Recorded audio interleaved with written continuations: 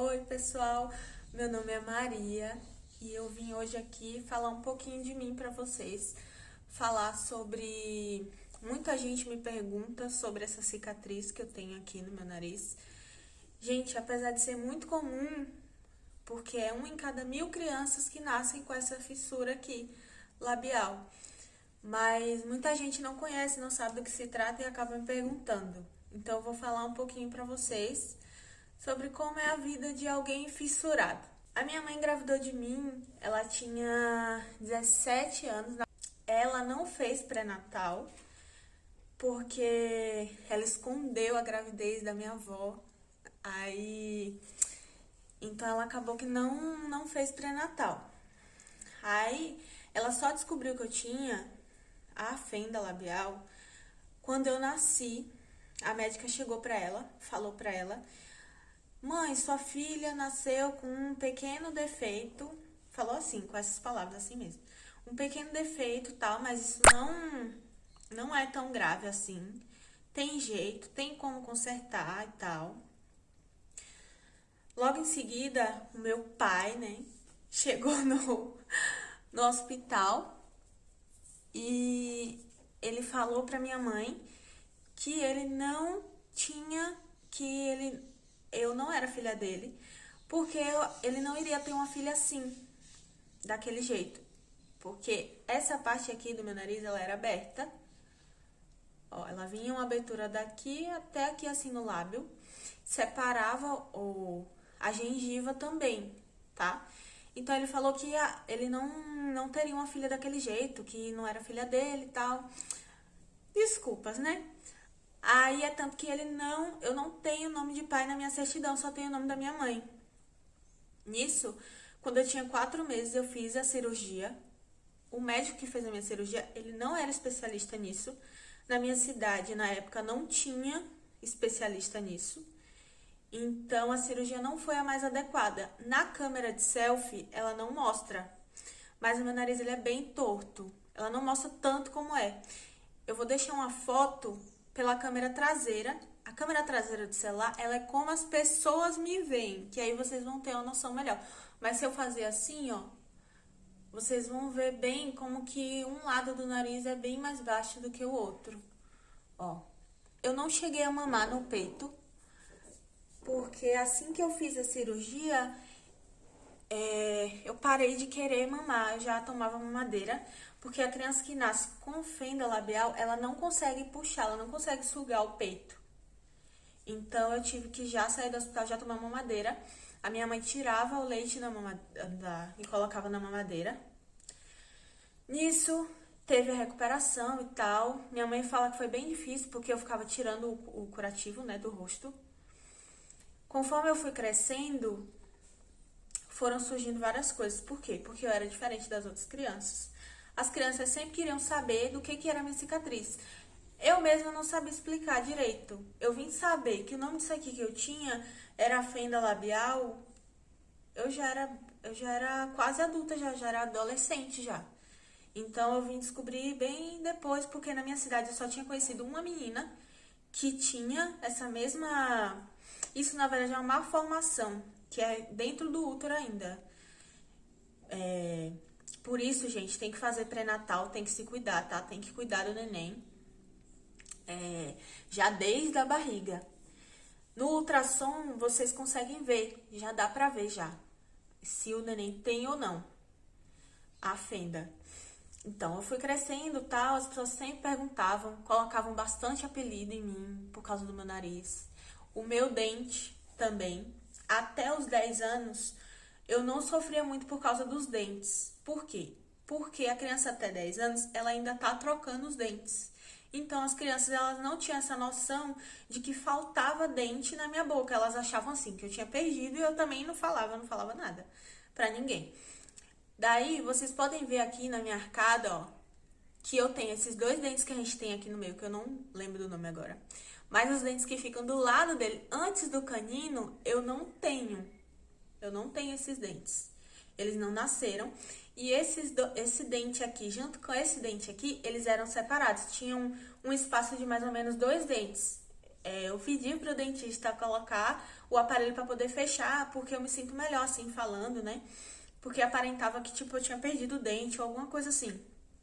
Então eu quis juntar. Mas aqui ainda tem ainda uma cirurgia para fazer, porque eu ainda tenho um acesso aqui dentro da minha gengiva que dá acesso para o nariz a partir da gengiva. Então tem que fazer uma outra cirurgia.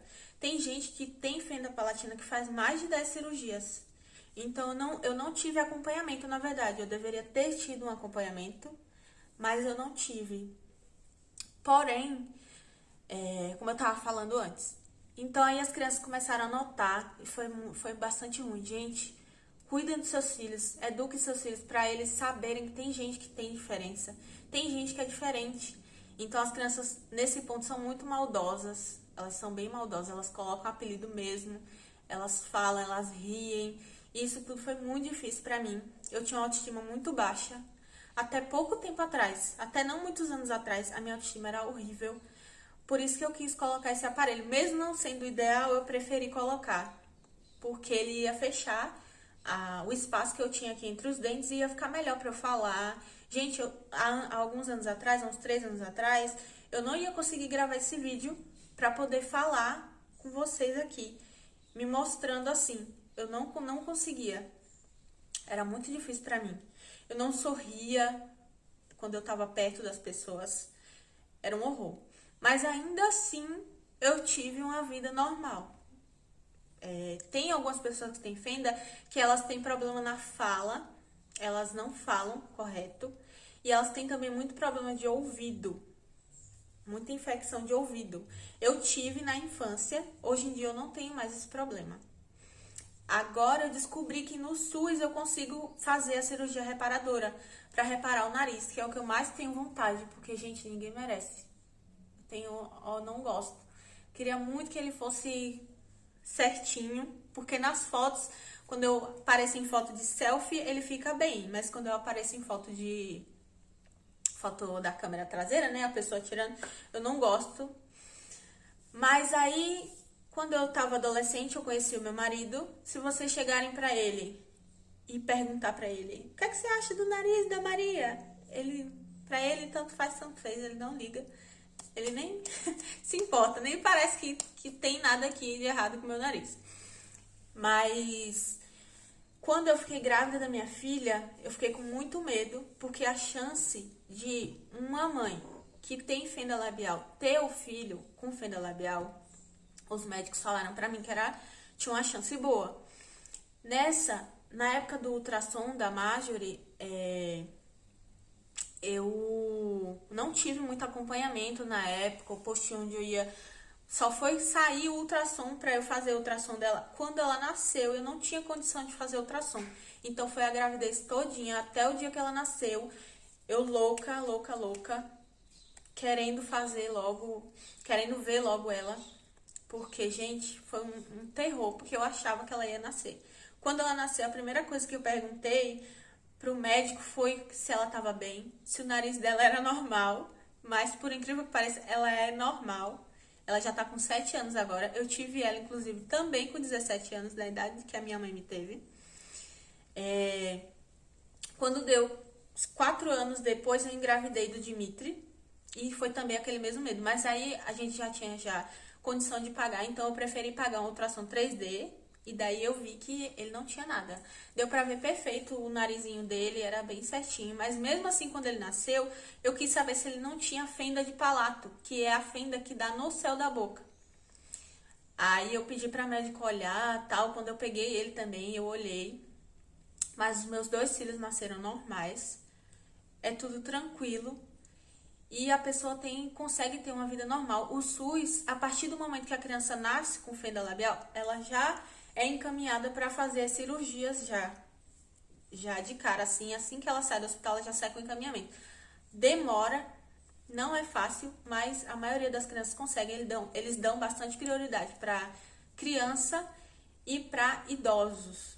Então, quem é idoso e que ainda não tinha feito a cirurgia, para eles é mais fácil de fazer. E para quem é criança, bebê que nasce, também é muito mais fácil de fazer. Então, gente, eu vim aqui falar pra vocês esse vídeo, que é um assunto que me perseguiu por muito tempo. Por muito tempo eu não tinha coragem de falar desse assunto. Eu tô falando aqui pra vocês saberem que é uma simples coisa, não tem segredo. A criança, vocês têm que ensinar os seus filhos também a aceitar as diferenças das pessoas. E você que é adulto, pelo amor de Deus, para de querer perguntar do nariz das pessoas, do defeito das pessoas. Isso incomoda, isso me incomoda. Se você vê, para de ficar olhando pro nariz da pessoa, para de ficar olhando pra cicatriz da pessoa. Gente, isso é ridículo. Para de ficar. Procura pesquisar, sei lá, alguma coisa, mas isso deixa a gente tão constrangido. Então, é isso. Esse foi o vídeo de hoje. Eu quis me mostrar um pouco pra vocês me conhecerem melhor. E eu espero que vocês tenham gostado do vídeo. Deixem seu like aí, o seu comentário. E não esqueçam de se inscrever no meu canal. E até o próximo vídeo.